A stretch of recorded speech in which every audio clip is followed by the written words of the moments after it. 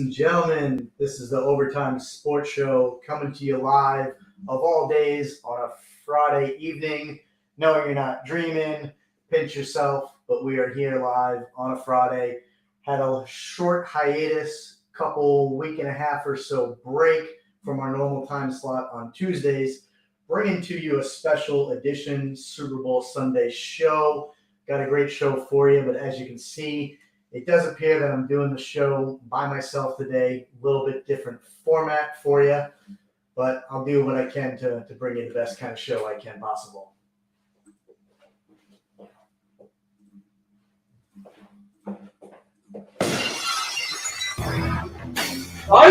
Oh, yeah. Guess who's back in action? Oh, yeah. Oh, yeah. How's everybody doing tonight? You know, we couldn't do that to you. We couldn't do it. Not going to miss Super Bowl Sunday special show.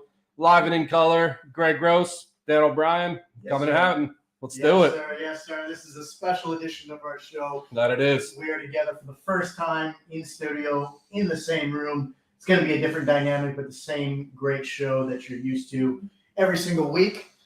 A lot of sports action took place since our last show. A couple things that we definitely got to touch on, but this show, I think, is going to be Super Bowl dominated, man. I think so. It's the talk of the town for the last week and a half, and you know it's going to be a great game this Sunday. And you know, probably the next show we do will be dominated by the Super Bowl. But we got to talk football. I mean, everybody loves the Super Bowl. Everybody loves the NFL. I mean, stats speak for themselves. Everybody loves NFL. I mean, I'm here for one, this show, and two, the Super Bowl. I mean, everybody likes to have a Super Bowl party. Yeah. Everybody likes to watch Super Bowl, and you know, we'll talk about the commercials. We'll talk about the Super Bowls that we love, and Taylor Swift. You know, maybe a little bit of T-Swizzle. You know, Tay, but that's okay. Yeah, we'll make it work. I'm stoked, man. I'm pumped. First time we're doing a show together. I don't know about you. It is a different dynamic. Oh, it's awesome. I feel different. I feel good. It's different having you here next to me. We can vibe a little bit instead of looking through a screen. The miracle of technology is a great thing. We wouldn't be able to do what we do without it, but being able to spend a show together is pretty awesome. So it's pretty awesome. It's going to be a good one. I mean, a lot of different directions we could go, but I mean, I just kind of want to start by talking about where we left off last show. We're just going to do a quick timeout. Yeah. Everybody thought that I was done with hats. Oh, yeah. We got a special one. Being in Sarasota. Man, this is a surprise for me, too. We got ourselves a Baltimore Orioles bought at Ed Smith Stadium, 5 miles up the road. Love it. Sarasota, spring training, Baltimore Orioles. That's a nice hat. Bought it about 3 years ago at Ed Smith, 5 miles away. Did you really? Yes. I was there? Yes, you were there. I didn't even know that. So kept the streak going. People thought I was done, but not today. Yeah.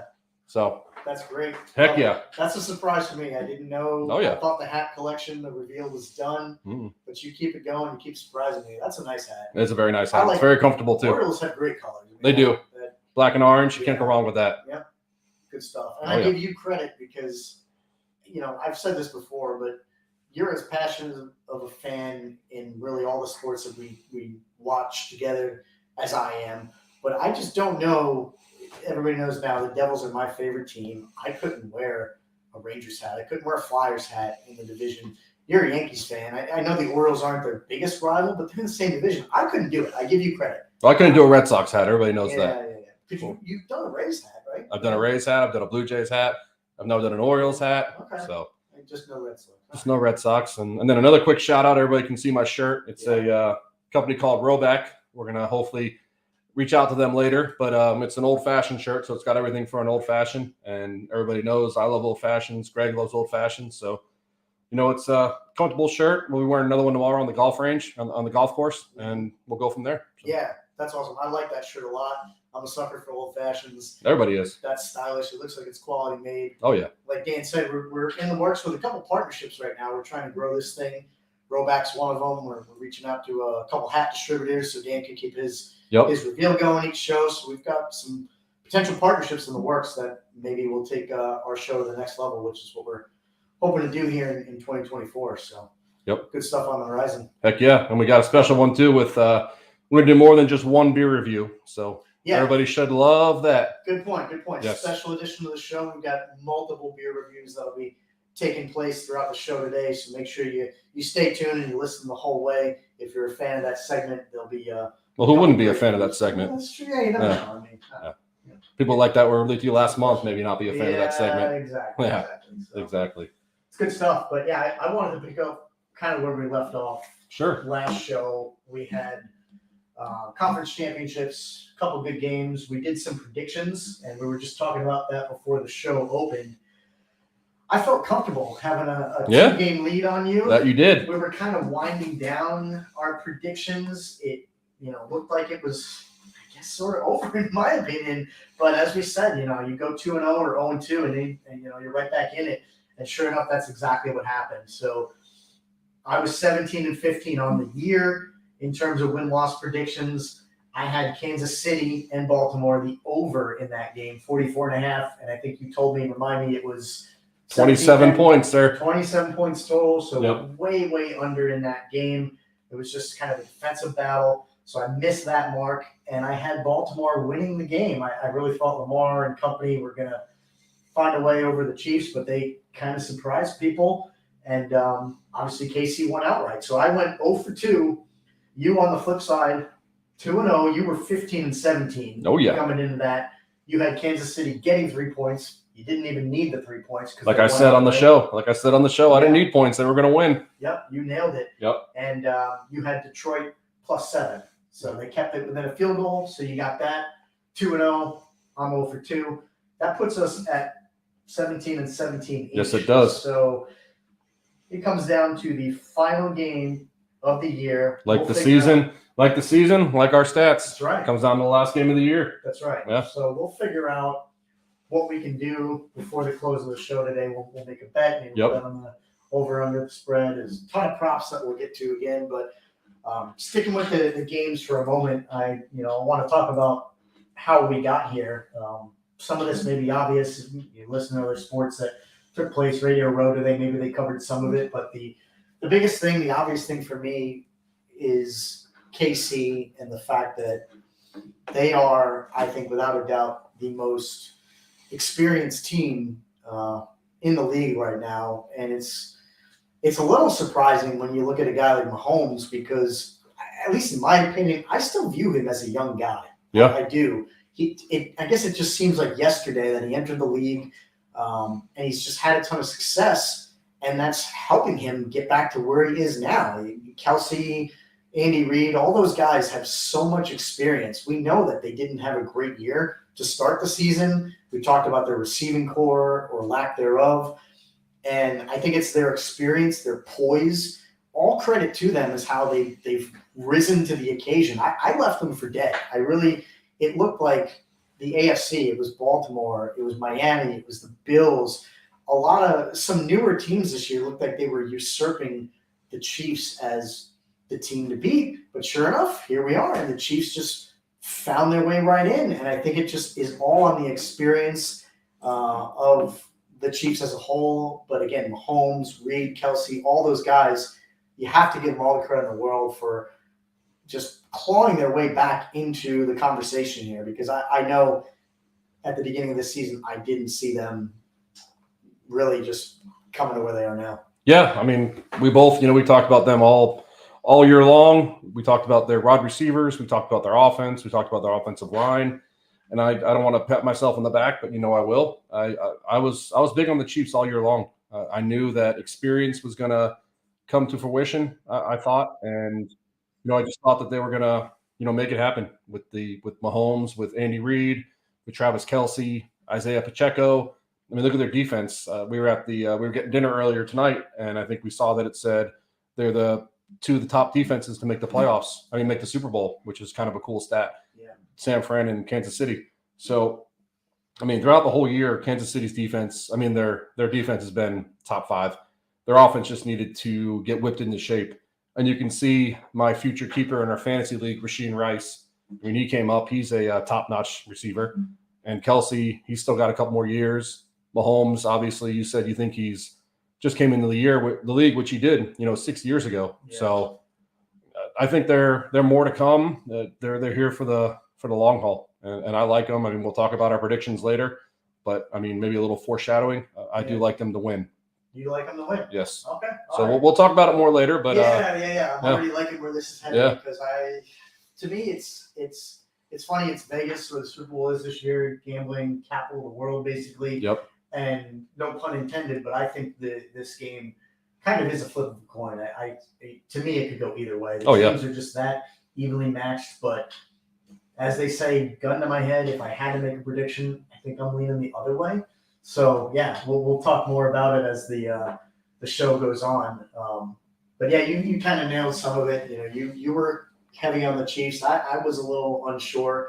On the other side of the equation, there was an equally great game in my opinion, San Fran and the Lions. I mean, again, talk about it. If you're a sports fan, a football fan, you can't really ask for more of what we've seen and that you've been given these playoffs. Have been some of the best teams have put on some shows. I mean, there was a couple lopsided games. Cowboys got embarrassed or whatever, but there's been mostly good games, and I think the teams that are here deserve to be here.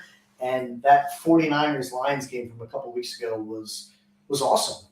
It looked like the Lions, they struck first. They struck early. I think they went down the field. And hell, they're up 24-7.5. Exactly. Yeah. They struck early. They had a big lead. And I bring it up because we haven't had a chance to really talk about it.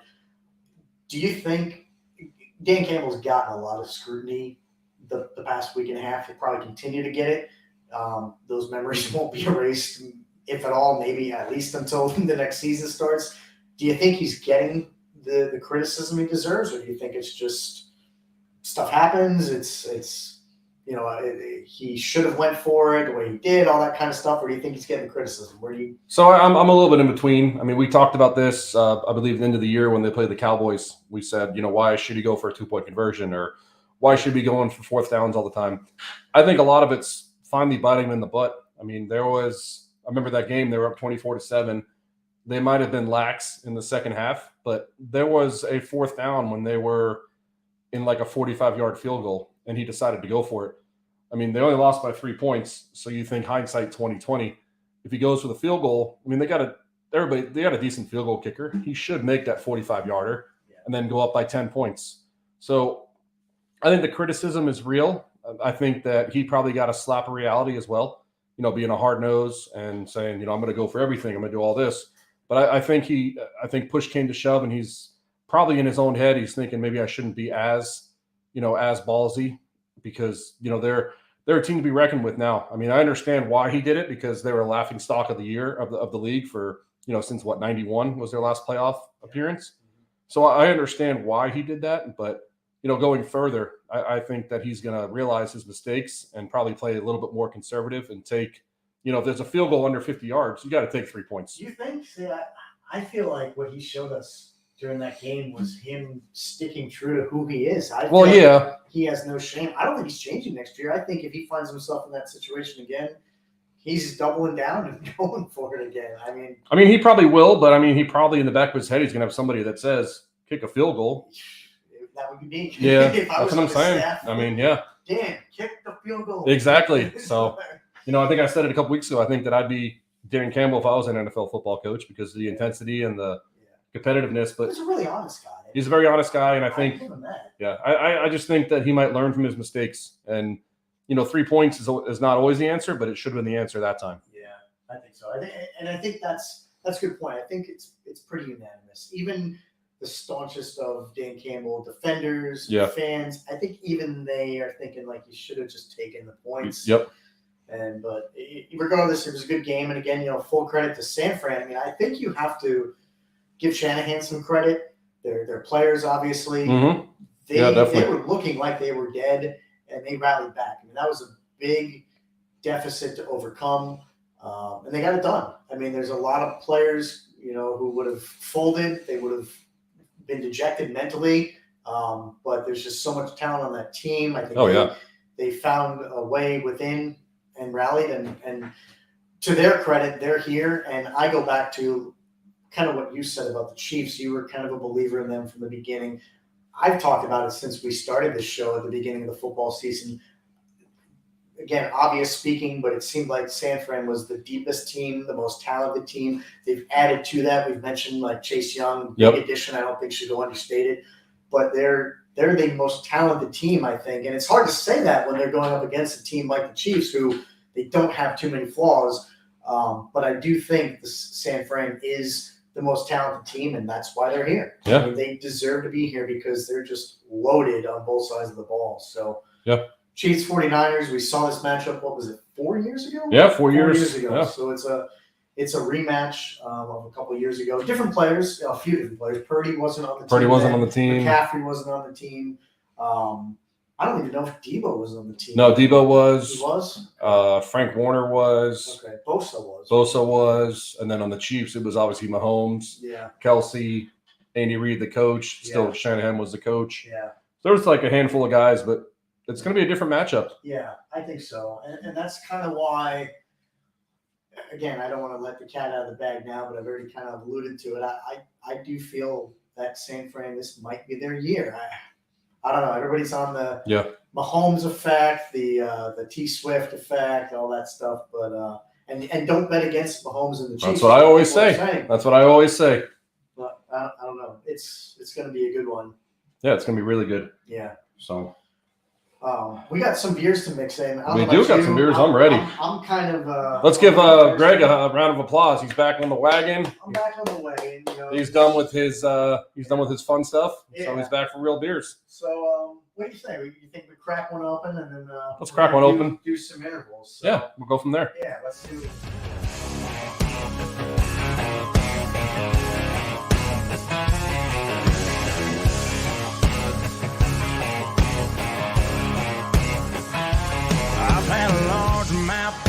Bus smile and a couple beautiful girls tell me goodbye. Trucks break down, dogs run off, politicians lie, been fired by the boss. It takes one hand to count the things I can count on.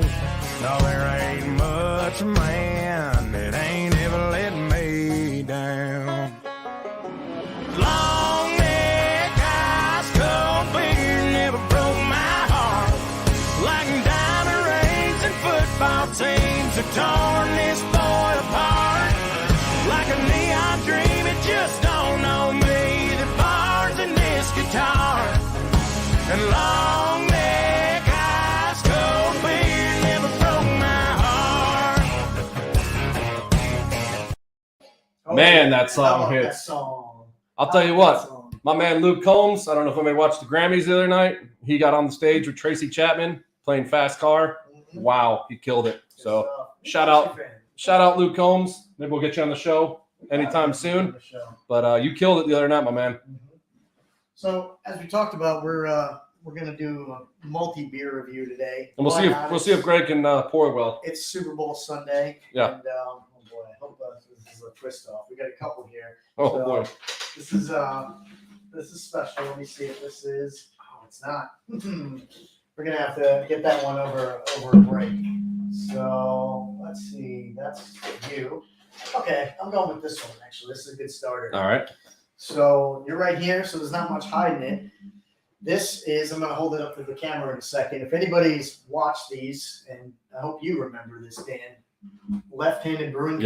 Yes. I had one of these. Yes. From Left-handed, different beer. Yep. And I'm gonna hold this up. It's a little hard to see it. Left-handed Brewing Company is where it's from, and it's a Breezy Dozen.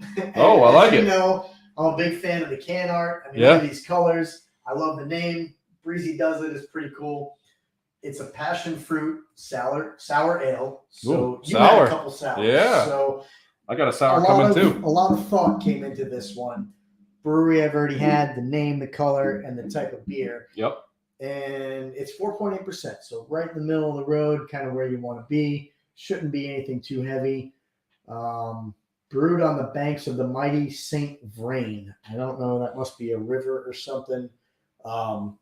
Before I open it, the description is tantalizingly tart. With tropical passion fruit. I like it. This thing's going to be bursting with flavor. So. All right, let's see how the pour goes. Come on. I mean, look at it. This is not too bad. Yeah, it's 45 degrees. It's not too good. That's not too good. Just joking. Come on, look at that. All right, here we go. Look at that. Friend of the show, Chris Dolan, will like that one. Look at that, man. How's she smell? Well, do you want to crack at it? I mean, Yeah, let's do it. No, I mean, do you want to? Oh, no. All right. There's a lot of flavor in here. Okay. So I'm gonna give it my honest review.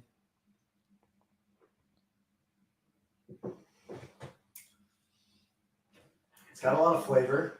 Let me see the can. It's sour. It's not as sour as I was expecting, which it doesn't give me the bitter beer face kind of thing. It's not like sucking down some lemons, but it's got the sour. I taste more of the passion fruit in it than I do the That's sourness. part of the sweetness, right? Yeah. Yep. Let me get one more. Nice.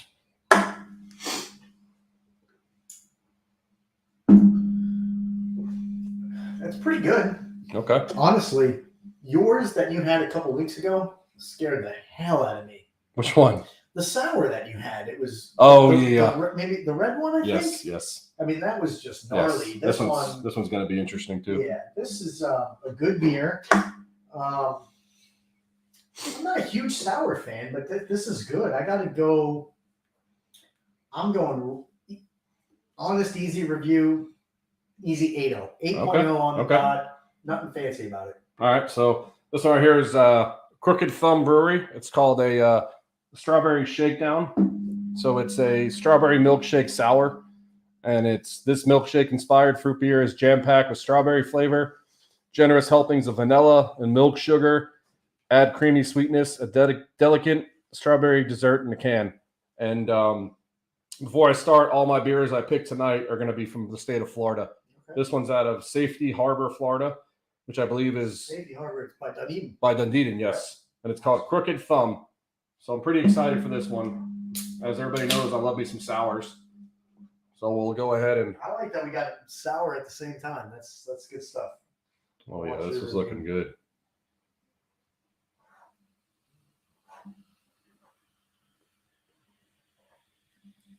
All right, good pour, good pour. Oh, the cup's too. The cup's not big enough. Well. Oh wow! So that smells sour off the top. Wow, that's really good. So that is definitely what they said. They definitely said it was a strawberry dessert with some milk. And as everybody knows, I mean, look at the art on that bad boy. Yeah, I like the can art. Yeah. I like both of these. Wow. The can art is really cool, as everybody can see out there. I'm gonna go ahead and give this a 7.8. 7.8. Okay, all right. It could be a little bit sweeter from my end. I want to say there's got to be more strawberry in there. I mean, you can definitely taste it, but it's not off the top like they want it to be, where it says strawberry shakedown. Yeah. When you say strawberry shakedown, you want that to be the first thing you touch. Yeah. Well, that's not the first thing you taste. Gotcha. So, I mean, it's tasty, but it's more. I'd want more strawberry kick. Makes sense. That's but fair. It's not a horrible beer, but you know, it's when you're saying strawberry, you want strawberry. Yeah. So first cheers in person. First cheers in there person. We go. All right. Good stuff, man. Good stuff. It is. All right. So we talked about a couple things. I want to rattle off a few prop bets that I took for you. Sure. I want to get right into that. You've been asking me to get on Hard Rock for a while. Yeah. I've been, for the listeners out there, we touched on it before, I think, but Dan and I would like to get down on some betting action. I'll bet on just about anything out there. Yeah. But we like to bet the common sports, football, the Super Bowl. We'll bet hockey. We've done baseball, basketball before. I bet horse racing, the Triple Crown, the Breeders' Cup. So we'll do just about anything. But Super Bowl's in Vegas this year. Everybody almost bets on it. You can bet on all these different props.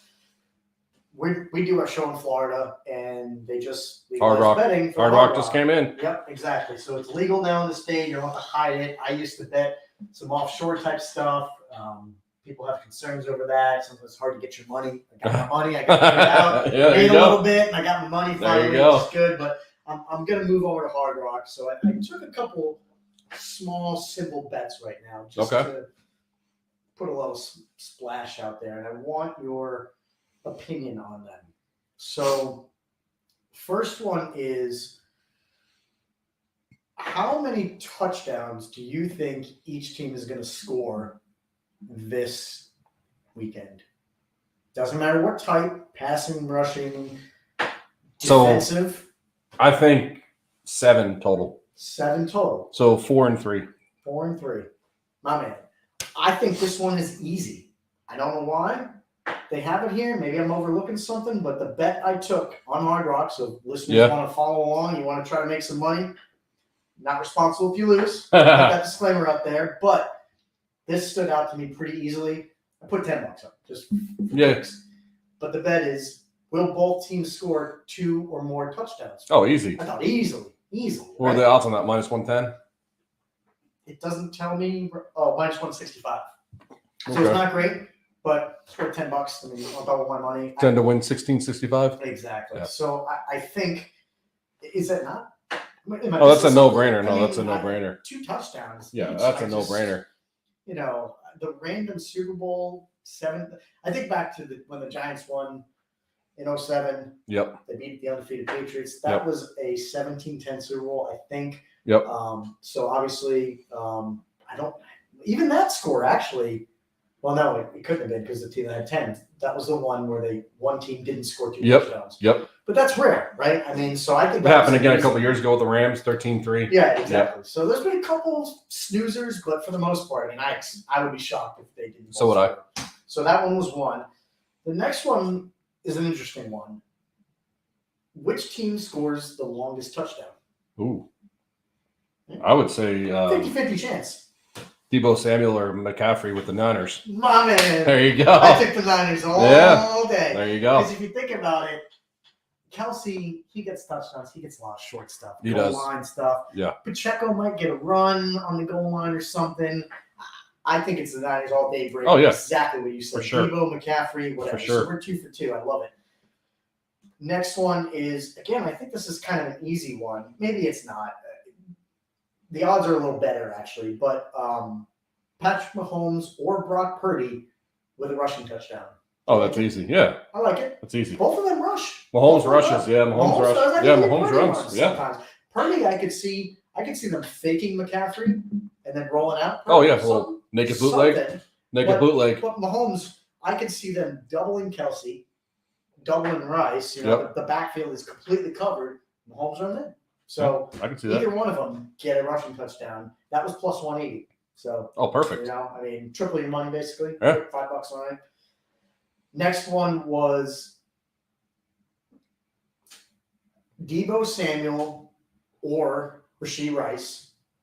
If they got receptions, what would you say the over/under on their longest would be? Either one of them. What would you feel comfortable? 25 yards. Okay, it's close. This one, it was a little bit of a reach.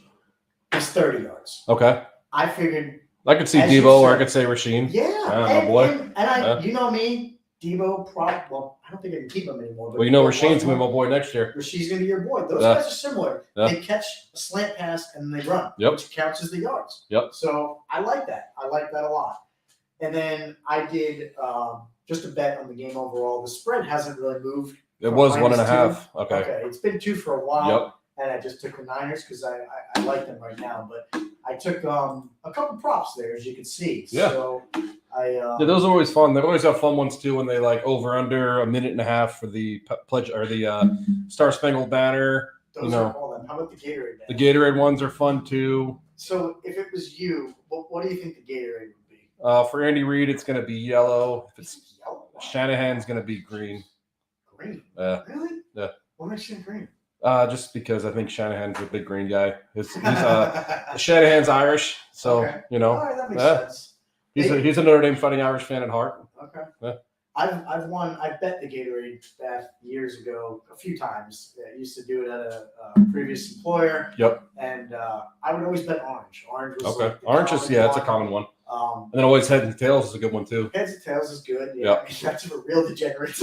Oh, I know, but it's always fun, you know. Just if you're at a big Super Bowl party like we might have on Sunday, you know, we'll Well, like you said, see what we can did do. you say national anthem already? Or? Yeah. Yeah, that's Yeah. a big one. over under like a minute and a half. There's, I want to run down a couple more while we're on the theme here. Sure. Because there was Yeah, these are fun. just some sick bets here. So Yeah, they're stupid ones. these are prop bets on Bet Online, which is the bookie that I used to use.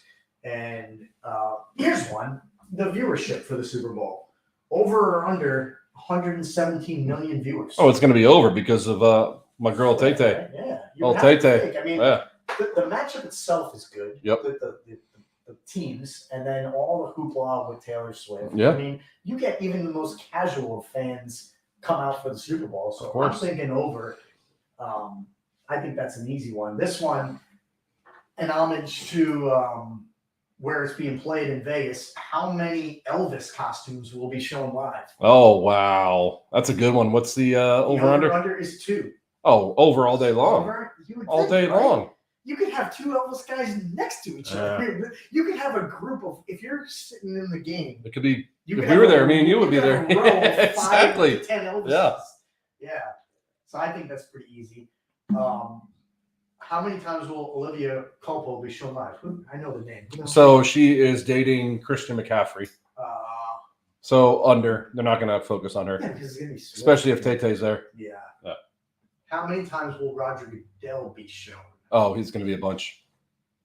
The over-under is 1.5. Oh, it's going to be way more than that, especially if the game's really good. They show him in the press. They're going to box. show him in the press box at the beginning of the game, probably halftime, and then if it's a good game in the second half, they're going to show him at least 3 or 4 times because they're going to be talking about the future NFL, like where the NFL is going. So of course they're going to mention him. Okay. How about this one? What will Jason Kelsey do first during the CBS broadcast? Man boobs, which is take his shirt off, or shotgun or chug a beer? Shotgun a beer. You think? Yeah. Little insider, I listen to New Heights podcast, Oh, and did he reveal it? he didn't reveal it, but he's not going to take his shirt off in Vegas. He only took his shirt off because it was Bill's Mafia. He said that? Yeah. Oh wow, maybe So- they make a lot of money on this. So there's an insider right there. So I wonder if neither one happens, it's a push. It's and probably a you push. Get your money back. He might not do the beer either. He's a respectable dude. I don't think he's going to take a lot away from Travis Kelsey. But if they win, does he chug a beer? I mean, Well, the game might be over, so it depends on the Right, I stipulations of know. that bet. I know. That's what I don't like is they always the There's some house always has the stipulations. rules on that stuff. So I'm Yeah, saying, 100%. but he's definitely not taking his shirt off. So 100%. if Kelsey gets a touchdown, does he throw or kick the ball Oh, hell yeah. into the crowd? Yep. You think 100%.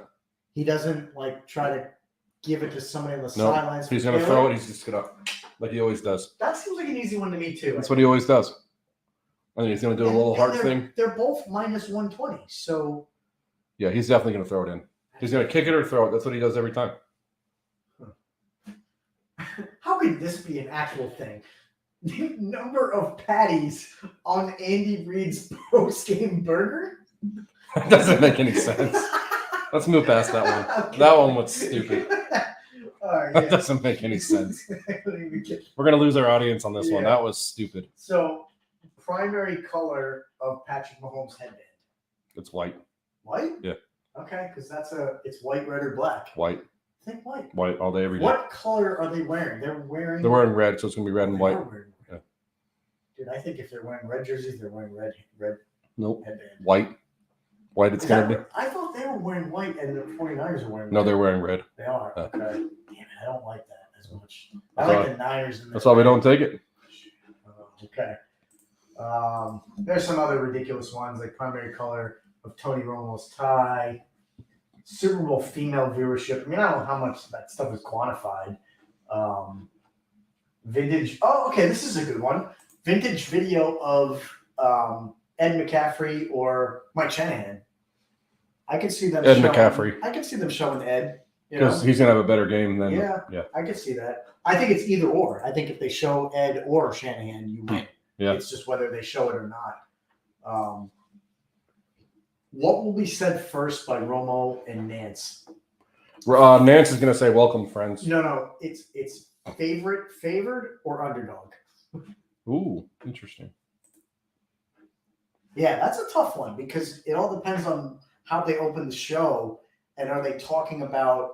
Yeah, that's going to be Everybody interesting. says the Chiefs are the underdogs. I bet you it's underdog because he's got to be talking about the Chiefs and Mahomes and Swift, and people are classifying them as underdogs.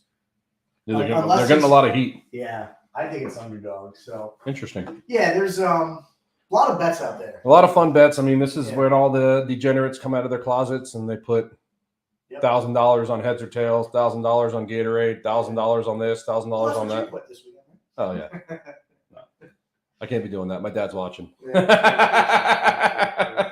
We're just kidding, Mike. He didn't. Yeah, He yeah. didn't. The mortgage is safe on the house. Yeah. So Nice. we'll finish your beer. I think it's time for another one. What do you think? Where are we at? I think we could do that. All right. You ready? Yeah, let's play it one more time. All right, we got another beer coming up your way.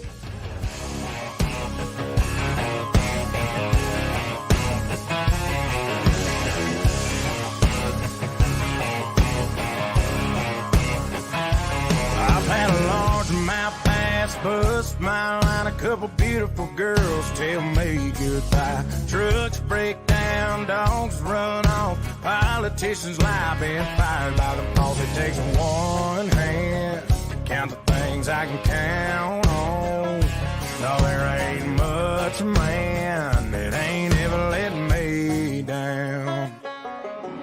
Long neck, ice cold beer never broke my heart. Like diamond rings and football teams have torn this boy apart.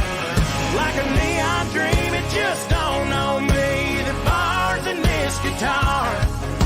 And long neck, ice cold beer never broke my heart.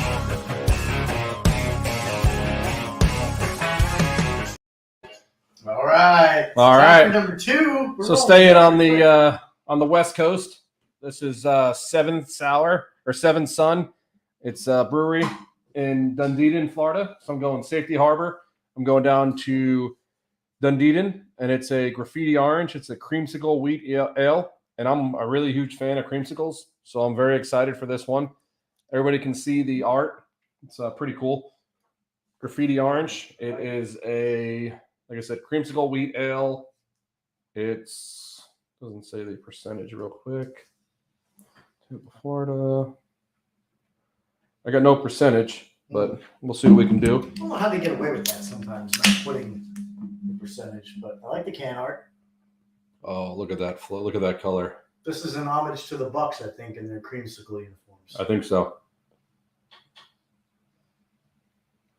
Yeah, see, Good I pour? think the cup's too small. You got a little. No, well, that's a taller than average beer, I think. It's okay. Compared to The cups in the AUG, they hold them.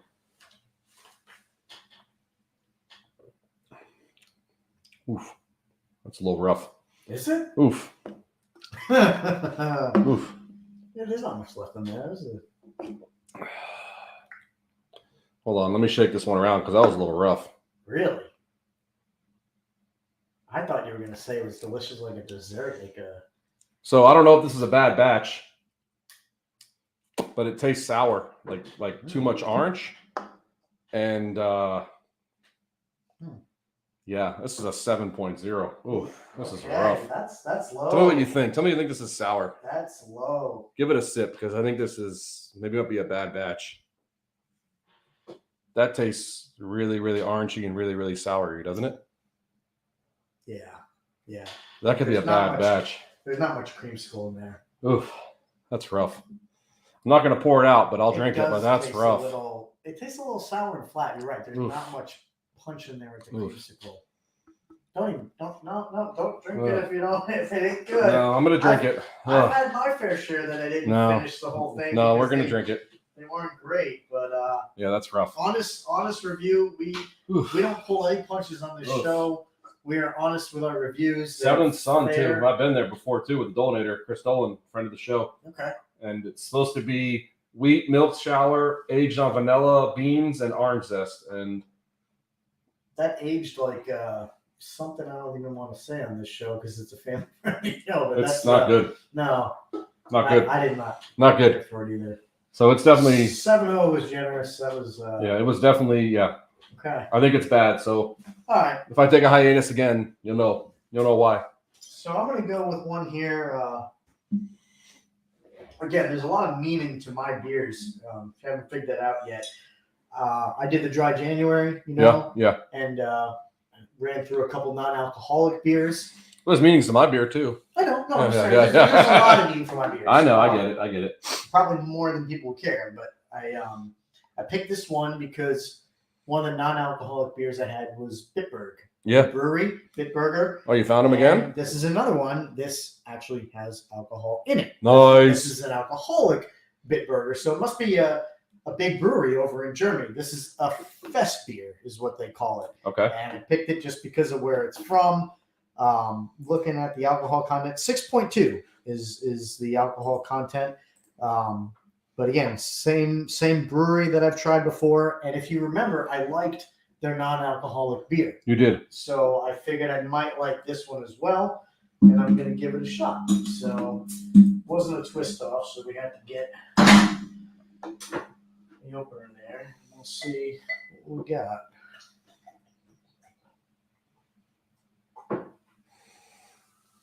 Look at you. I wonder if it's because the pressure may be in here that you got a nice pour. Look at that. Chris Dolan's going to love this. Look at that. Looks good. Yeah, I mean, when you say that color, like I like to hold it up to the light. Like it looks Yeah. pretty amber in color, right? So we'll see. I got to look at our notes to see what I gave the non-alcoholic, but I think it was pretty strong. I think it was like an 8 something. Yeah, I think this one, I got high hopes for it. So.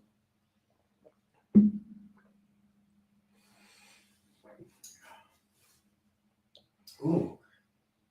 What kind of notes you got? It's good, but it's very malty. It's got a malt Okay. taste to it that I wasn't expecting because it doesn't really fest beer. You see, I don't. It's got a German pretzel on it. I don't know. I wasn't expecting maltiness. It's not bad, but it's powerful. I like it. You tell me what you think of this. I'm not going to let your taste influence my Let's see. rating. I already got it, but I want you tell me if you taste that malty. Oh, that punch you right in the face. Right? Punches Yeah. you right in the face. It's maltiness. So I'm giving my rating. I guess we wanted should to have try it. tried the other first beers too. We'll try them for the next two also. What? Our first beers, we probably should have tried each other's. Sure. Yeah, we'll do them for the next This one. is all ad hoc. None Yeah. of this is scripted. Here. This is as legit raw of a show as you'll ever find out there. Yep. This one, thinking, I got to go a tinge lower than the sour Okay. because this surprised me with the maltiness. So I'm going to go 7-8. Ooh, that's It okay. didn't quite make it to the 8s for me because that maltiness, like, it kind of surprised me. They don't warn you about that. It's not what I was expecting, but Yep. it's a good beer. I'll go 7-8. Nice. So, So I think staying on the NFL side, I think we should talk about the awards that happened last night. let's do it. So bravo to Greg. He called the MVP, Lamar Jackson. I mean, I think that was a pretty anonymous call. I mean, I know you called it a couple weeks ago. Yeah. I mean, I think who else do you think should have won? I mean, maybe McCaffrey would have been close second. Yeah, I mean, I think he was probably the they don't announce the runner-ups, right? They don't announce the number of votes per. They may. Let's see. I think he probably was the. All right, second so choice. here we go. Um, So it went Jackson, Josh Allen, Dak Prescott was second, McCaffrey was third, and Brock Purdy was fourth. But it says Josh Allen took the only other first place votes and was fifth overall. wow, so he got a couple first place votes. Yeah, so it went Dak. It went Jackson, Dak, Christian McCaffrey, Brock Purdy, and Josh Allen. So those were the tops. But I guess I would have picked McCaffrey as the second. So would have I. I'm not surprised that Lamar won. He, despite what happened in the conference championship, Yeah. regular season, you can't argue with what they did. So I think that's deserved. Yeah. I really do. I don't think McCaffrey would have been my second choice. He was pretty good all year long. He missed 1 or 2 games, 3 games, injury or something like that. But Yep. he was, when he was healthy, he's been, I think, second to Lamar. And then Josh Allen had a great second half of the year when they went on that run. Yeah, But, we talked about he was him, pretty yeah. mediocre. it was. He looked like he wasn't that great in the beginning. And then Dak had a good year, yeah, but I I don't know if it was amazing. So I think the right guy won. I think so too. And Yeah. interesting stat on him: he's the youngest quarterback to win the NFL MVP twice, passing Brett Favre by 73 days. Wow. So yeah, he was youngest winner. 26, 27 years old. 27. Yep. So I thought that was pretty cool. And then, moving right along, the coach of the year, they gave it to Kevin Stefanski of the Browns. Okay. I mean, I think I would have given it to Dan Campbell. I don't know about your thoughts, but I would have given it to Dan Campbell just because of all the accolades that the Lions have done. I mean, think about it. The first playoff win since 91, first playoffs since, 2005, I think.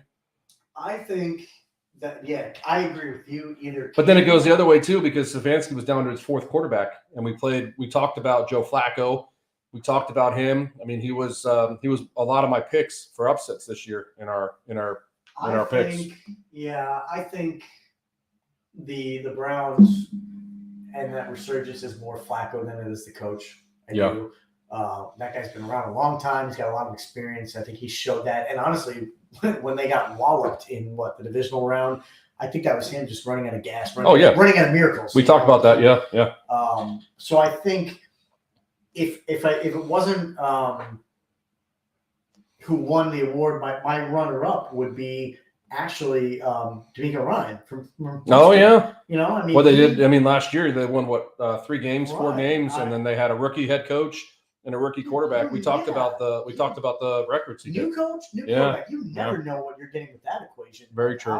Very true. I would consider him. Very true. But I think the winner was rightful. I mean, can't argue with it. Yep.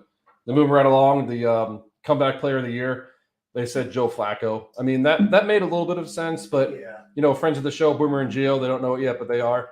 I mean, it should have been Damar Hamlin. I mean, the dude pretty much died on the field, and he's able to play. I would have given it to Damar Hamlin. When I saw that award, I don't know if I was a little glad that they gave it to Flacco, because I feel like sometimes society or whoever, we as people, we feel obligated to give to the guy who, I think almost everybody saw what happened to Hamlin over a year ago. Yep. Like it was a Monday night game. It was late in the year. It was 2 great teams. Yep. So there was a huge audience. Playoff fantasy football players too. Yeah. Right. So when you see that, it sticks in your brain, and when the guy comes back, it almost seems obligatory that you give it to that guy, even if he didn't play. And that's the thing. Like, I don't think he even returned action in game 1 this year, right? No, he didn't play for like a couple games, but still, I mean, that's still an accomplishment to come back. Very much. Very much. Yeah. I don't want to diminish it. I think he's absolutely deserving. It is close to a miracle, but I think surprise factor. Hamlin's young. I think no one expected Joe Flacco. Hamlin. No one expected Hamlin to suffer what he suffered. It's such a freak thing. True. Could happen to anybody. But he's young and he's back on the field. He's in prime shape of his life. So it's great. He's on his. I hope he has a wonderful career. With Flacco, the dude was on a couch somewhere. Like he's older than we are, and for him to come and have the success he had, sort of out of nowhere, when, like you said, he was their 4th quarterback. I think the Browns wouldn't have had the success they had if he didn't come in and just start playing lights out. So I kind of like him with that. But I mean, I could see either guy. Hamlin's equally deserving, in my opinion.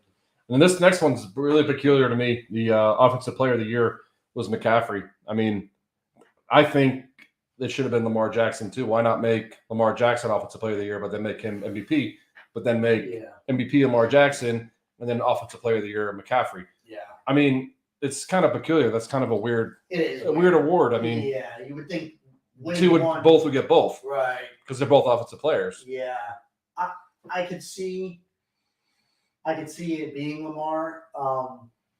My thought too was possibly Tyreek Hill. Yeah, Tyreek Hill. He exploded for 2/3 of the season, maybe more than that, until he got hurt. Yeah, right. To me, that's the competition with McCaffrey. But McCaffrey had such a good. I mean, to your point, it kind of does make sense. It's kind of a moot point. Why wouldn't it be Lamar? But between those 3, I think it's whoever gets the most votes. Sometimes, and I don't want to derail this too much, but like, do you think it's a bit of a popularity contest? I mean, I would say yes and no. I mean, yes, it kind of is, but no, because I mean the facts speak for themselves. Yeah, they should anyway, right? I mean, McCaffrey. That's probably why they gave it to him. They probably said because you didn't get the MVP, we're going to give you the offensive player of the award. So I think if McCaffrey would have got the MVP, I bet Lamar Jackson would have got the offensive. Spread the love. Yeah. I guess. It just is a moot point. It's like, why wouldn't he be the MVP and the offensive player? Because they're both offenses. But this next one, defensive player of the year, Myles Garrett. I mean, that's hands down, obviously correct. Yeah. That dude's a freaking freak of nature. He was pretty dominant. He's a freak of nature. I mean, the only person I think would be Micah Parsons, but everybody knows Micah Parsons and the Cowboys. They kind of, shit the bed. Pardon my Frank. Yeah. But they, towards the end of the year, Mm-hmm. he got double teamed and he couldn't answer. Yeah. And Myles Garrett is just a freak of nature. He is. Yeah. He's a dominant player. He's at the peak of his career right now. Oh yeah. He can kind of do what he wants out there. So that's deserved. And the last two awards, Rookie of the Year, they both came from the Texans, which is, we've talked about them all year long. CJ Stroud and Will Anderson. I mean, CJ Stroud came out of a cannon. I mean, he looks like the real deal. We spoke about him for the playoffs, and we spoke about him when they won the division. I mean, he's been playing his butt off, and I think he deserves it. And Will Anderson, he was also a top 5 pick out of Alabama. I think he deserves it as well. I agree. I mean, Anderson, I didn't know too much about him, but you saw what he did this year. Yeah, he's a stud. That's what made the Texans so great, I think, is that they were good on both sides of the ball. Stroud was just kind of an offensive phenom, but Anderson, they held up their end of the bargain on the defensive side of things. But yeah, you can't. Yeah, he's a you stud. can't really argue with that. Those guys had phenomenal seasons, and I'm interested to see what they do. We talked about it a show or two ago. Like that division this year, I think seemed like it was the Jags to lose, and they did. And now going into next year, I honestly, sitting here at this point, I think I'd give the edge to Houston. I mean, I do too. Because of Stroud and their coach and Anderson and Singletary, all those guys. Yeah. I think I'd give the edge to Houston. And to me, it's Houston, and then Jags, Indy might be on the same level, and then I think Tennessee is a tier below. Well, you know my thoughts on Jacksonville, so.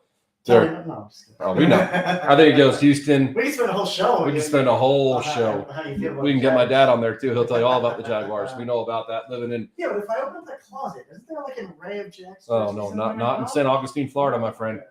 We're in Northeast Florida, but all we hear about is Jags this, Jags There's no that. Maurice Jones-Drew in there. No, and, sir. No, sir. Who's my boy back in the day? No, Gator? sir. Fred Taylor. No, sir. Mark No, sir. Brunello. No, sir. I'm throwing a couple Jags out there. Well, that's why you're a Jags fan. No. So a couple other things from last night.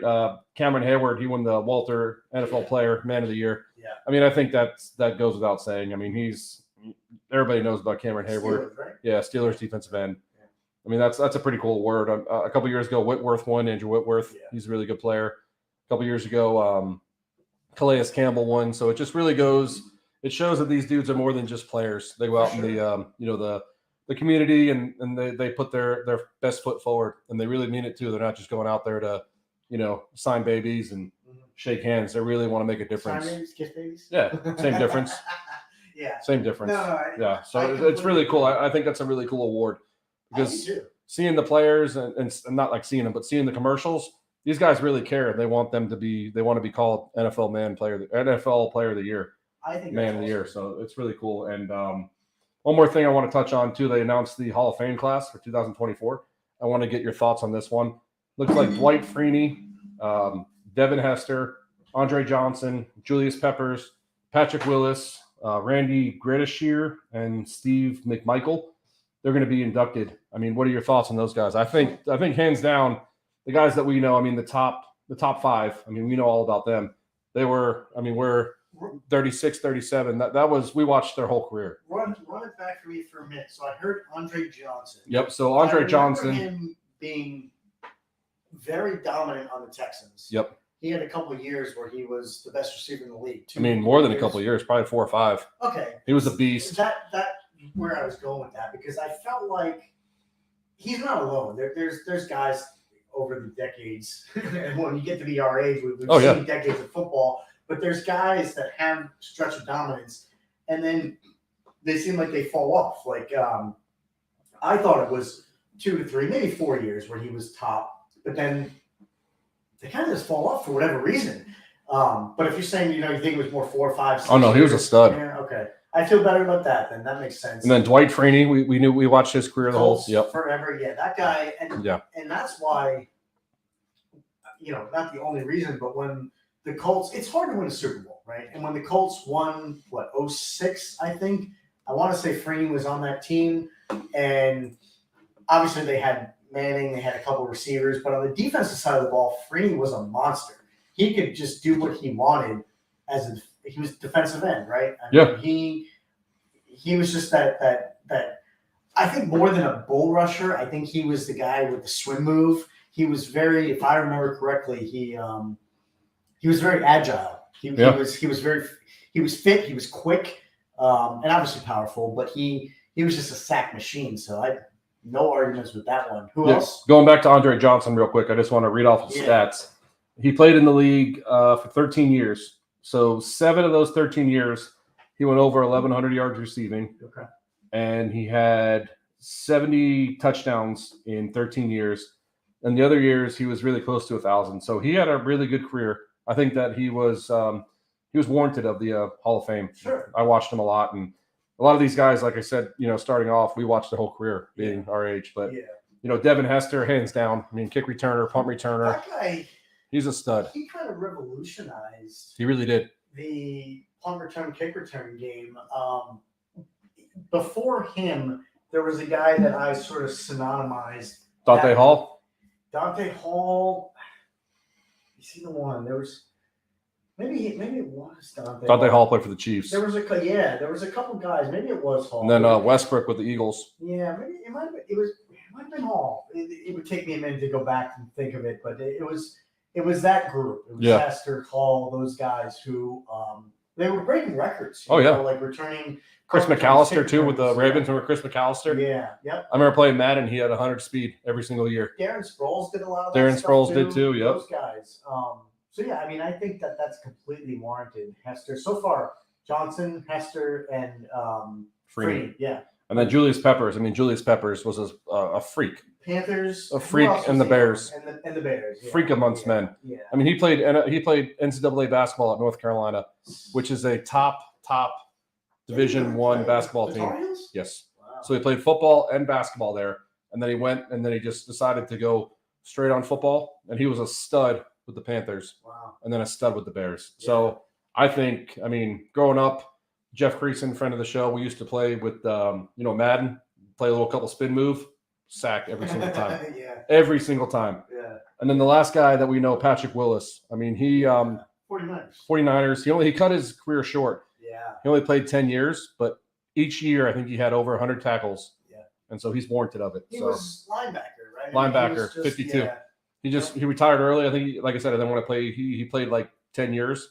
He had 100 tackles every single year. So that's a class right there. It's a great class. I don't think you can debate much about it. That every year, it seems like they induct a guy.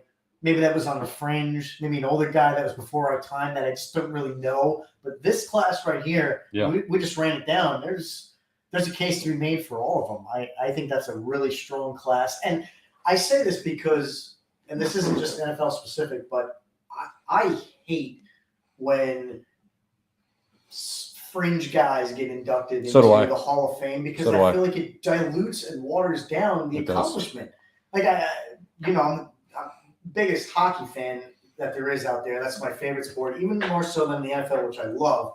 And I sometimes just hate when guys in the NHL get inducted because I'm like, were they really great? Were they Hall of Fame worthy? Yeah. And that's again not NHL specific, but all sports. I hate when they let guys in just for the sake of letting guys in. Mm-hmm. I don't care if a year goes by and no one gets inducted. You got to be truly great. You have to be amazing, setting records, changing the game, and all those guys. They were really, really the best at their position at the time. I mean, Freeney was the best defensive end, and Hester stud returner. Andre Johnson, Julius Peppers, the Panthers.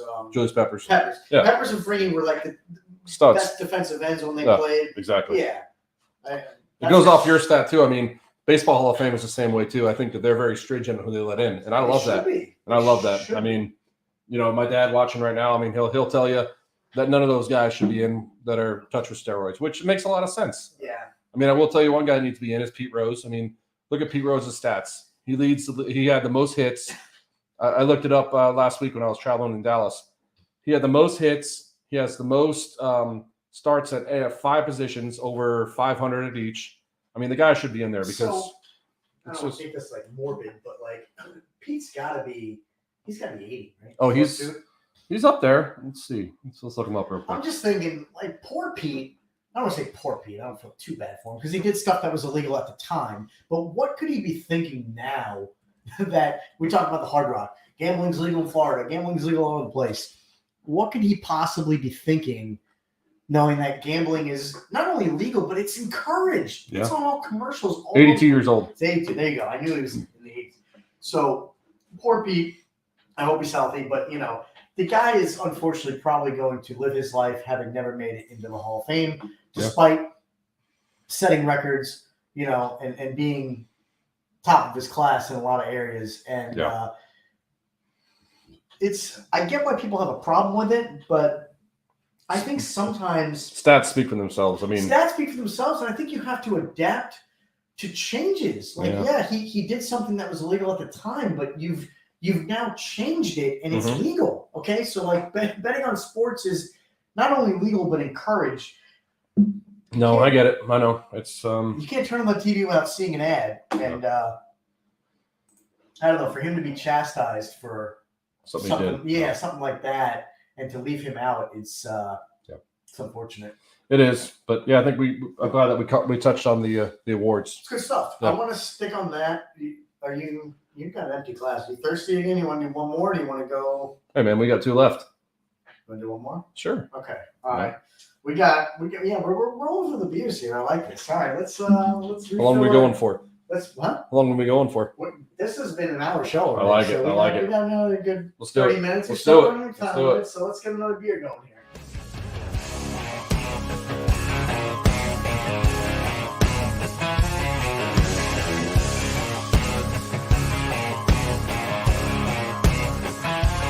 I've had a large mouth pass, bus, smile, and a couple beautiful girls tell me goodbye. Trucks break down, dogs run off, politicians lie, been fired by the boss. It takes one hand to count the things I can count on. No, there ain't much man that ain't ever let me down. Long neck, ice cold beer never broke my heart. Like diamond rings and football teams have torn this boy apart. Like a neon dream, it just don't know me. The bars in this guitar. And long neck, ice cold beer never broke my heart. All right, All right. back at it. Number 3, man. We're rolling through these. It's a lot of fun. Trying to see which one I like. That was yours. All right. I'm gonna go.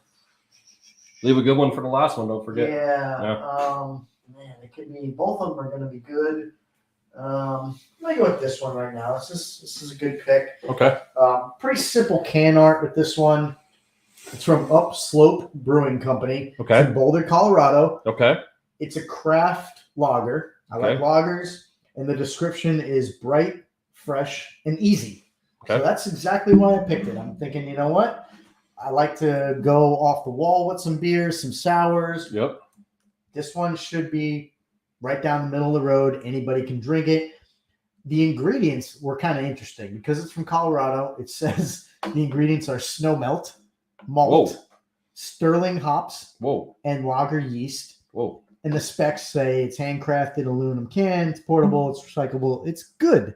So craft lager, man, from Upslope Brewing Company. I'm excited to try this It one. sounds cool. Yeah. I'm hoping I like beers to just be true to what they say on the can. You Yeah, know, me I don't too. like that last one. It didn't say anything about maltiness, but it was. So this one I'm hoping is a traditional lager, and we'll see if it actually is. Dude, I'm 3 for 3 on my pours tonight. I mean, look. I guess I should be in person more often. Look at this. I should be in person more often. Look at this. The guy gives me shit so often, but I mean, that's a 1-inch head of foam. Because I'm here. It's because I'm mean, here. It's because I'm here. This is that smells like what a lager should smell like. I think Okay. I really like this Okay. one. This Let me is see the gonna be can. Crisp. This is gonna be crisp. Look at that. I mean, this is a creamsicle can, doesn't it? I mean, It should. I mean, hopefully it's not stale. So Upslope Nice. Brewing. Okay. What's the alcohol? 4.8. 4.8. Okay. Yeah, I like it. Ready?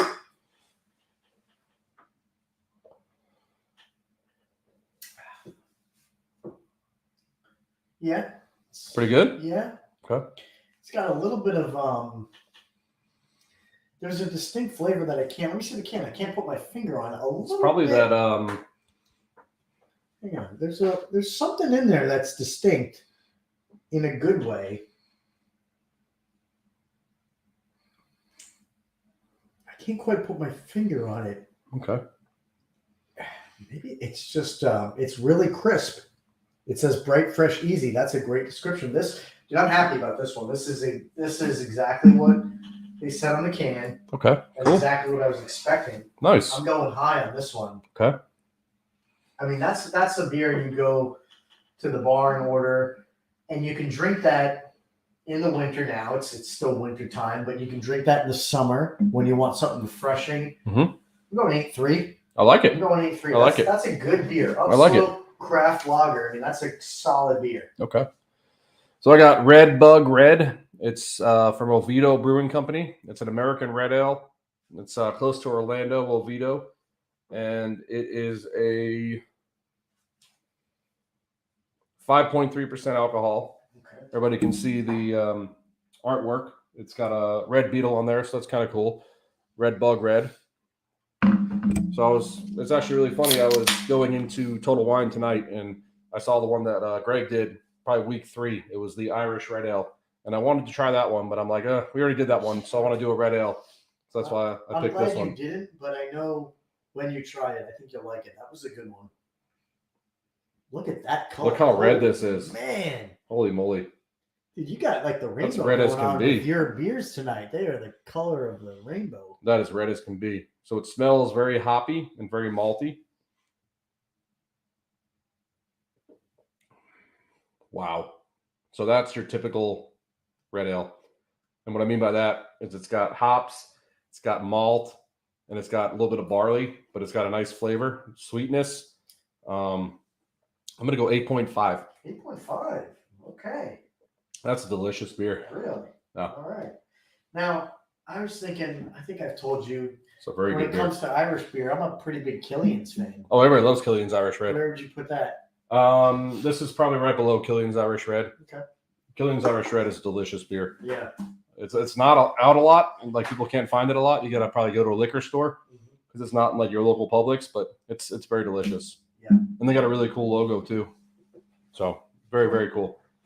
But I think let's go to the head coaches, the new head coaches in the NFL. Yeah, I wanted to run that down real quick. So there's a bad stat for me. I went 0 for Well, 6, I guess, right? you got to keep me honest. I knew you didn't have a great track record, but Yeah. I'm going to run them down. You tell me where they went, and if you're surprised, if you think they're I got them right here. You got all of them? okay. Yeah, so I got yours. Okay. Carolina, you had Bobby Slowick going there. Carolina, they got Dave Canellis, the offensive coordinator from the Bucks. Yeah, okay. Now, I guess, do you think that's a good move, Canellis? You know, that leaves a little bit of a void from the Bucks. They had a pretty good offensive year with Baker, so I guess it's not too much of a surprise. Do you think it's a good fit? And I guess why do you think they passed on Slowick? So I don't know why they passed on Slowick, because I remember when I made my prediction, Slowick worked with C.J. Stroud this past year, and I figured he was going to want to work with Bryce Young, who is also a young quarterback. But I think Canellis, he's only 42 years old. He's a young coach, and I think he might do pretty well because the years before that, he was in Seattle and worked with Geno Smith.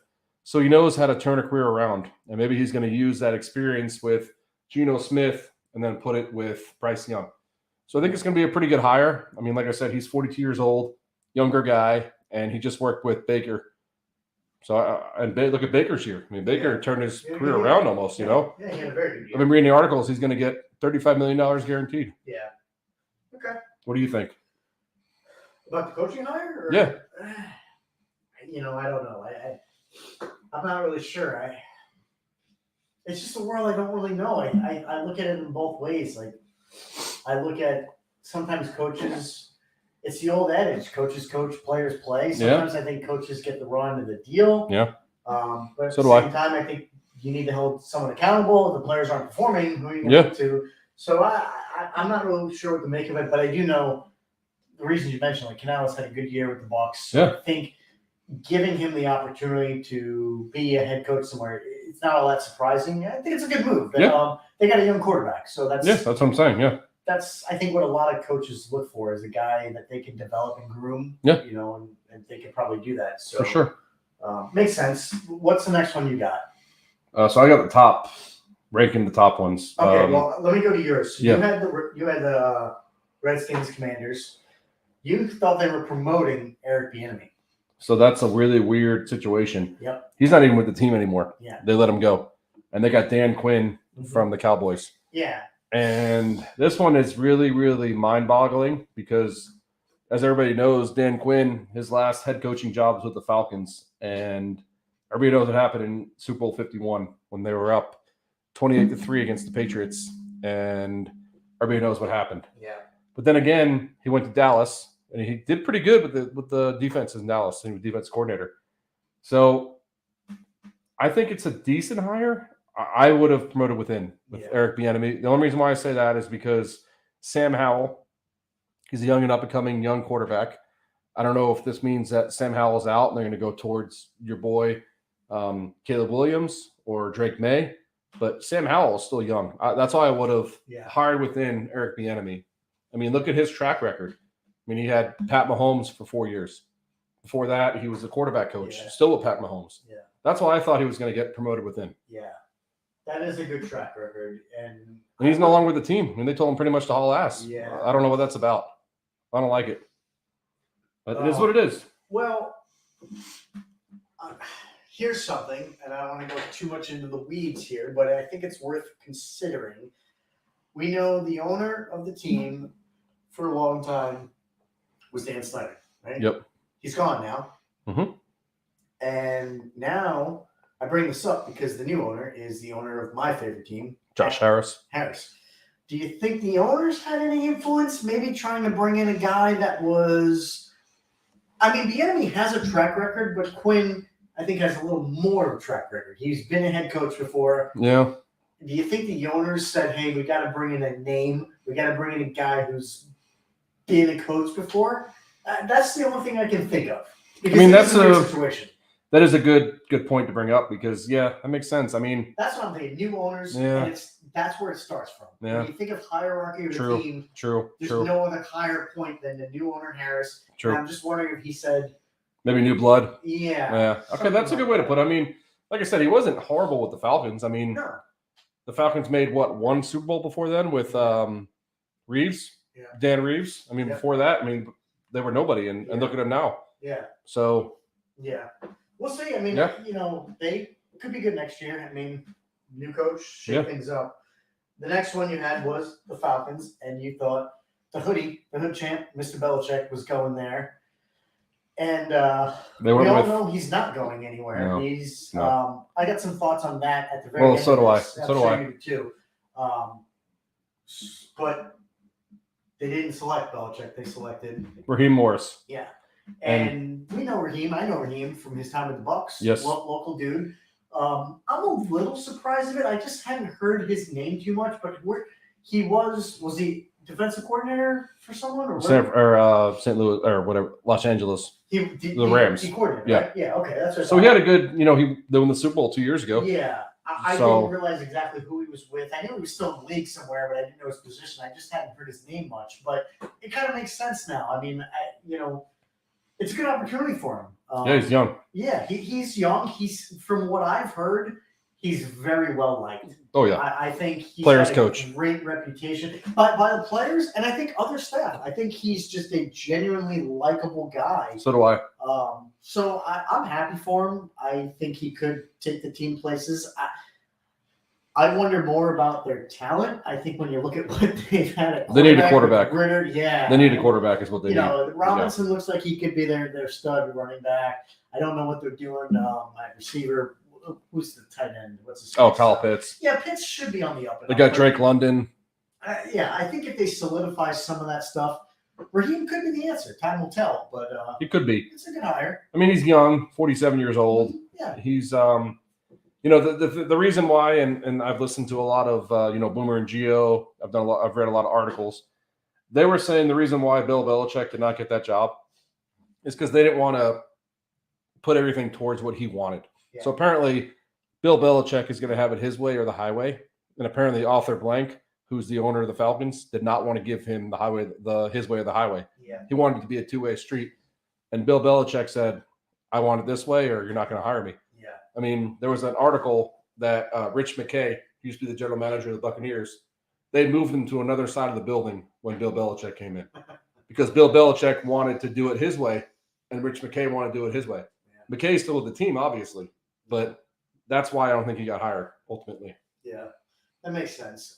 I've heard a lot of the same thing. Yeah. And it only makes sense that a guy like Belichick, it's still, you can't teach an old dog new tricks things, right? I mean, Yeah. think about it. At this stage in his career, I mean, the back of his head, he's going for that record. exactly. Yeah. The guy's 10, 15 wins away from the most wins of Yep. any coach all time. Yep. He ain't changing anything. Yeah, he ain't changing nothing. The guy is waking up in the morning the time he Yep. wants to wake up. He's coaching the way he Yep. wants to coach. Yep. He ain't doing. You don't like nothing it? See you later. Yeah, bye. Now, Yeah. I completely agree with you, and I want to save this to the end, but we're talking about it. I think you're right. Like, part of it is if he doesn't get his way, you know, it's not a good fit. But in that same vein, we keep hearing about, or at least I've heard, all these different potential destinations for Belichick, and I feel like the sentiment is, you know, maybe nobody wants him. Like, oh, this team passed on him. This team passed on him. This team passed on. And a lot of the thought is teams are going younger in age. They want a younger coach closer to the age of players to relate to them. That may be true. But I'm sitting here thinking kind of what you alluded to. Like, Belichick wants his own way. How much do we really know about this? Like, you and I, we don't know any of this stuff. But No. even the insiders, Schefter, all these other guys Yeah. that are close to the league, do they even know? For all we know, and they know, maybe Belichick passed on it, right? Yeah, I mean, true. Hoodie never says that. The True. team certainly won't say True. that. But maybe he interviewed and he said, "You know what? Nah, I'm good." I mean, he Maybe could have. He passed could have. on it. You know, He could have. when you and I interview Yeah. for a job, you know, we want the job, but we can But do easily we not say, want it? "No, Yeah. No, nah, I'm good." You know what? That's a good way to After put I it. talk to you, I don't Yeah. know about it. It's a good way to put it. Yeah, Huh? I just thought about it because Interesting. for the reasons you mentioned. I mean, Yeah. he's got to go into a place that he wants to be in. So maybe it's not the team that says adios. Yeah. Maybe he does. But last one I had on my list that you picked was Seahawks. Oof. Mike Mike Johnson from the Lions. Mike McDonald, and this makes me feel like an idiot too, because this dude is 36 years old. Yeah. And I'm 36 years old. Yeah. So yeah. I don't know why they went with him. I would have done Ben Johnson. I mean, Yeah. Mike McDonald, I mean, he came from the Ravens. You can see what he did with the Ravens defense. I mean, he made it one of the best pass rushing groups. So maybe it's good for them. But I just really thought Ben Johnson, offensive coordinator from the Titans, I thought that, you know, he was going to come in and do good things with Geno Smith and go from there. Now, Ben Johnson, isn't that kind of along the lines of what I just mentioned? Like, didn't he turn them down? He decided to stay with the Lions, right? Yeah, or Lions, not Texans. Yeah, Lions. Lions. He did. Yeah. So I think Yeah. that's. I mean, you know, I mean, it's nothing. Seahawks were probably interviewing him, I think, and he said, "You know what? I'll stay. Don't love the job. Yeah, I'm going to stay." And Yeah. I give him a lot of credit because I feel like you mentioned the age. There's so many opportunities for young Mhm. guys. Teams and GMs seem to bring in these young coaches because it's like a sexy hire. And if you're that young, why wouldn't you? Of course, it's appetizing. You want to take that job. So I give Johnson all the credit in the world to not be enticed and lured by that. So, I mean, Yeah.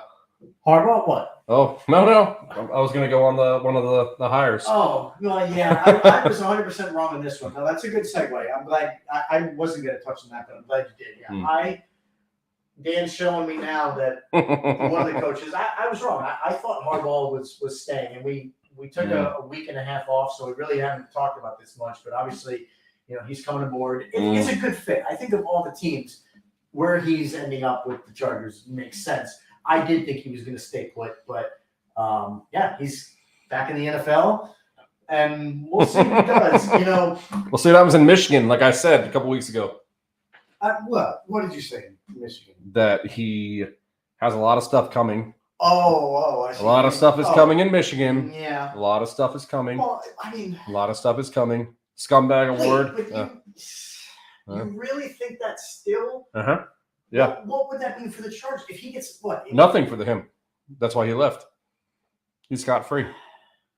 I guess. I mean, That's a typical scumbag move. yeah, I see what you're saying. now. Typical I guess- scumbag move of what Jim Harbaugh did. Yeah.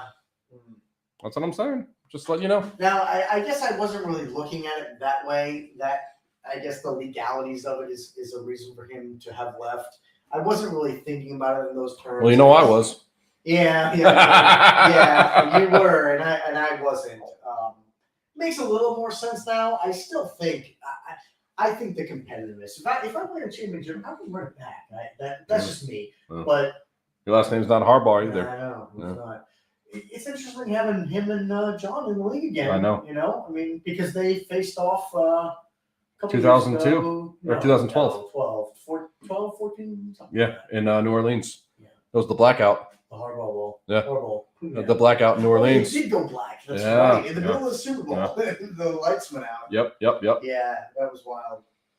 So yeah, you were 100% right on that he was going NFL. I didn't see it. Yep. A couple other ones I wanted to touch on is Gerard Mayo with the Patriots. I think that's a really good hire. I mean, he was a first-round draft pick, linebacker out of Tennessee. He played really good NFL career. And, I think the Patriots are turning another leaf by going by him. I know they when he made the press conference, he was saying that he wanted to make it all about being the first black coach in NFL or Patriot history. And I don't think that needs to happen because he's that good of a coach. He's that good of a player. I think he's going to be really good for the Patriots. And another one we didn't touch on was Antonio Pierce. I mean, he's a Giant legend, middle linebacker. I think that was a great job with the Raiders retaining him. Yeah, I like Pierce. I like Pierce too, yeah. He's a great player. Sounds like a great guy. When he was with the Giants in his heyday, he wore number 58. Yep. And the last two numbers of my cell phone number end in 58. So there you go. there was always a little kind of funny connection there. So I like the guy. Let's put it this way. I'm a literal guy. I don't like to use the term legend loosely. Like if they were, to me, he's not a Hall of Famer. He's not. I don't think he's not getting his number retired by the Giants. Great player. Yeah. Not amazing. He's not an LT, that kind of thing. Oh no. But worthy of a head coach. Yeah. I mean, he turned them around as the interim head coach, I guess. Yeah, he was a stud, 5-4. I mean, and he's got the intensity. I like the intensity. Yeah. He's out there and he's young enough. I mean, 45 years old. He's gonna relate with the players. And that's what I like about him. And what I like most about him, he did an interview with Rome on Radio Row or out there in Vegas this week, and he was talking about how, I guess his style of coaching, he's not so focused on the numbers, the analytics. He's a very down-to-earth. Yeah, that's what I like, yeah. Yeah, he goes by the eye test, which is me. Like analytics, numbers serve their purpose, absolutely. Mix that in if it's me calling the shots, but I'm very much an eye test guy. What I see in my own eyes, I'm literal. And I think Pierce is the same way. Like he was a player, so he's going by what he knows and what he sees out on the field, which I really, really respect and like. So for sure. I think they could be going somewhere. I think so too. And the last hire was Brian Callahan, the Titans. And an interesting stat was Callahan joins Kyle Shanahan with Mike and Wade Phillips with Bum as a second-generation NFL coach. So that's kind of cool. Yeah. I think that's pretty cool. That is cool to see the lineage and the heritage kind of get passed down that way. Yeah. Titans, they need some help. I mean, I guess They got Levis. Levis is a good, really Yeah. good quarterback. I don't know what's going to happen with Henry, but I don't know what's going to happen Is to he the a free team. agent? Yes. Henry? Wow. Yeah. So I don't know what's going to happen with Henry, but they still have Levis, who showed that he's a gunslinger. You know, he's a young Ben Roethlisberger. He's a young gunslinger. Yeah. So yeah. But I think that's a good little intro. I think we take a little break. It is. And then we go to the Super Bowl predictions and go from there. I think so. We got one more beer. Yeah. So we're gonna finish our beers now. We'll take a little break. Short break, and when we come back, we'll do our predictions and wrap it up. So stick with us for a few minutes. We'll be back.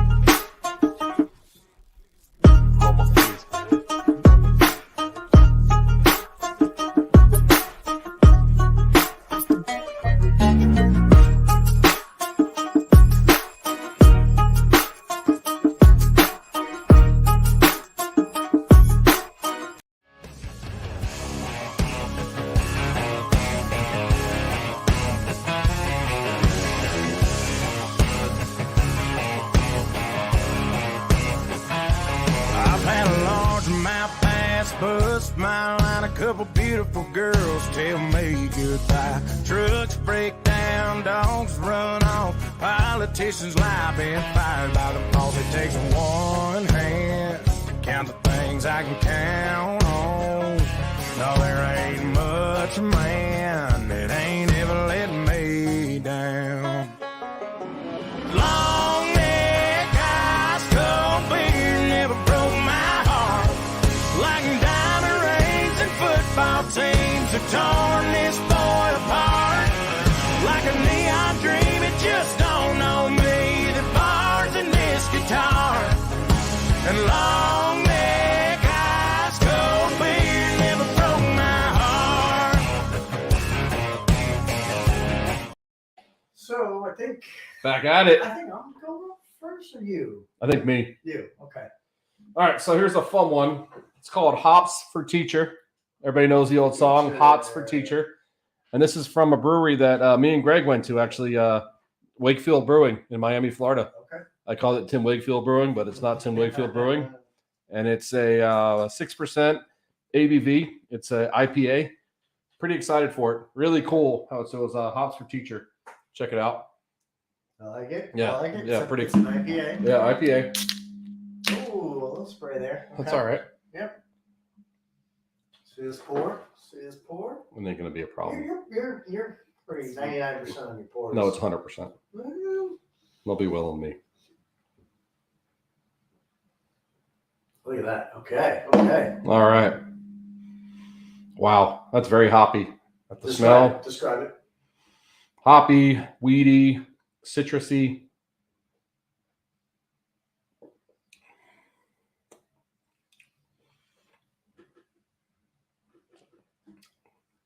Wow, that's pretty good. So what it hits you with is the hops at the beginning, and then it gets a little bit of wheat, and then a little bit of citrus, and then sweetness. That's an 8.3. 8.3. Okay. Yeah, that's good stuff. So J. that's Wakefield Brewing. Second highest for you tonight. That's good. You had a 8.5 the last one, but 8.3. And we went there. We went to that brewery, remember? Remember Tim I Wakefield. was calling it Tim Wakefield's brewery. Yeah. I like that. Well, Tim Wakefield's. Hops for teacher. Okay. Yeah.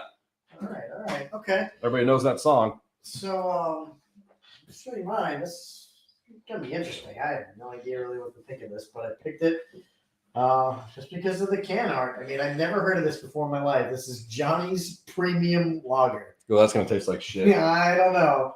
It's 4.5%, middle of the road kind of beer. You're gonna appreciate this. You know why I really picked it? Did you just see this? Or No. This is a Dauber beer. This is a DOB beer. Okay. Look at what this says, and I want you to be hard on this beer if it's not true. But it says made to be crushable. No, it's not crushable. I mean, this is a beer that you should just No, crush and never. shotgun and be done with it. Never. That's what it says here. So Where's it from? So it says from Florida. I'm trying to figure out exactly where. It should be somewhere around here. Made in Florida. It doesn't say, but so here's the description. Our story starts with the earth we tend to in honor of our ancestors and for the privilege of our children. That's definitely not down. It is our responsibility to take care of No. our home and most of each other No. without boundaries, one little step at a time. No. Johnny's Lager, named after our founder and brewer John, serves as a nod to the hard work and long hours it takes to build something Stupid. special to share with family and friends. Stupid. Yeah, so Johnny's Premium Lager, made in Florida, 4.5%, Stupid. brewed to be crushable. Stupid. So jury's out on this one. I'm calling it We'll stupid. see. It might be. I hope it's not. But let's see.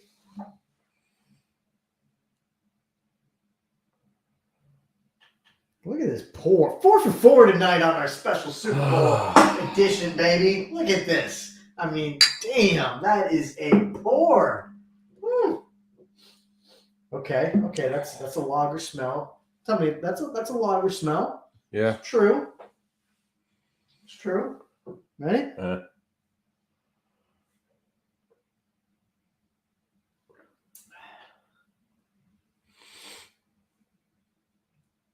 All right. I mean, it's There we go. Call Johnny. oof. Actually, it kind of hit me at the end. Brewed to be crushable. That's what I told you. I don't think so. Bullshit. Let me hold on. Let me see the can. Oh, man. It's got a little bit of an aftertaste. Actually, it's a little bitter. Let me be fair to it. Hang on. Made in Florida. Doesn't say where though. Yeah, it doesn't say where. It doesn't say the brewery. It doesn't. That's why it's a policy. And I don't like it. it's not great. Yeah. Damn it. I should have made that the third one. I don't like ending on a low note, but this is not good. It's not terrible. It's a stupid freaking logo too.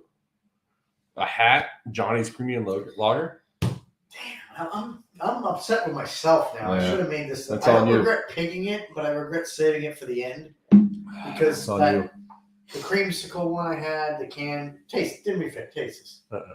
No? Wow. All right, fine. No, you can't have it. when Dan says no to a beer, he's like disgusted with it. So, I don't like the logo. so I gotta give. I don't it my like what he rating. says. I don't like what he says. I gotta give it my rating. 7.4. 7.4. Yeah. I mean that's. Probably should be 6.4. I don't think we've had a 6 beer yet. Minus I mean, one that's- because of the stupid logo. Yeah, that's But- Johnny's Premium Lager. Not great. Don't recommend it. Well, let's finish the show with our Super Bowl picks. Yeah. So. So I'm 2-0. You go first. You want to go over under and then the pick. So we'll do two picks again. Yeah, you tell me what you got for the number. I got 47.5 and minus 1.5. Okay, I got -2, and I think that's the line. I do have I'm just on ESPN. 47.5. Well, do Hard Rock. Okay, do your thing. All right, so I get my pick of one of the two. Or you can do both. Let's do both. Well, what if they're the same? Then they're the same. All right. Let's make it fun. All right. Oh, I guess that's true because Yeah. you are on record. No, because we're tied. Let's not do you. I say we don't do points. Just straight up. It's so close to. Okay. I don't want to give you two and me take. Well, you two know what I'm points. going to take. I know what you're going to take. I got Niners just to win. You don't want to take the points? 2? Sure, fine. It's close enough. Sure. All right. I honestly I think it's gonna be negligible. Well, give me your background on it. My background. I think the Niners. Actually, what I wanted to do with you was predict the score. So I've got Niners 28-24. Wow. Okay. So if you add that up, it's what 52. Math major. And the Harvard grad here. Over is 47.5. So normally, I mean, I don't know, I'm a little high on that end. I guess they think it's a lower scoring game. I got mine already locked and loaded. I mean, I guess they're thinking what 26-21 or something. I got mine locked and loaded. I'm going a little higher, 28-24, because of what we talked about earlier. Two touchdowns per team. I could see 3 touchdowns per team. I'm ready. So I got the Niners winning. Give me the -2. Okay. 28-24 is the score. Okay. And if I have to do over under 47, going over. All right. So we got Chiefs +2, 27-23 over. Chiefs win 2 in a row. Let's go, Travis Kelce. Wow. Let's go. As my boy Kelce says on his podcast. All right now. All right now. Does he say that? Yeah, buddy. Okay, I got to tune into that. All right now. All right now. Wow. That's my dude. Okay. We're gonna get him on the show here in a couple months. Him and Jason. We're gonna make it work. Yep. So we both got the over. You've got just barely over. 27-23 Yeah, Chiefs. You got 50 points the over, and I got 54 or 52 rather. So this was very Super Bowl centric, Yeah. which what we man. planned for. It was a lovely show. First show in person. Spectacular. Let's get a high five. First My show man. in person. 4 beer reviews. I hope some- everybody loved it. Some good, some bad, but the show was phenomenal. Awesome. Any closing remarks? I got none. You know, I hope everybody enjoys the Super Bowl for what it is. Yes. The pinnacle of the NFL season. Again, don't think you can ask for more than what we're getting. Chiefs Niners. I mean, Yeah. It should It's amazing. It should be a great game. So, Yeah. Hope everybody enjoys it. Have fun this weekend. And we're going to be coming back on Tuesday, our Yeah. regularly scheduled spot. So we'll see you in a couple of days. We will recap everything Super Bowl. Yep. We'll talk a couple other sports we didn't get to today. We got some things to Yeah. talk about. We got some golf. We got some basketball. We got some Little NCAA hockey, basketball, a little hockey. Yeah, a lot of things on the horizon as the NFL season comes to a close. We got our friend Chip. We might hit up. Yes, absolutely. Spring Yeah. training going away. So We make appreciate sure it. you stay tuned to us. Overtime Sports Show. We're out there on all the socials. We're growing. We got some partnerships we're trying to spark up in the next coming weeks, coming months. So good things on the horizon. Yep. But hope you enjoyed the show. I know we did. Yeah, we will see everybody in what 4 or 5 days. 5 days. We'll see you. Sure you Tuesday. Peace. Peace. Everybody come see the greatest show. Gather up all juggalos and roll. Everybody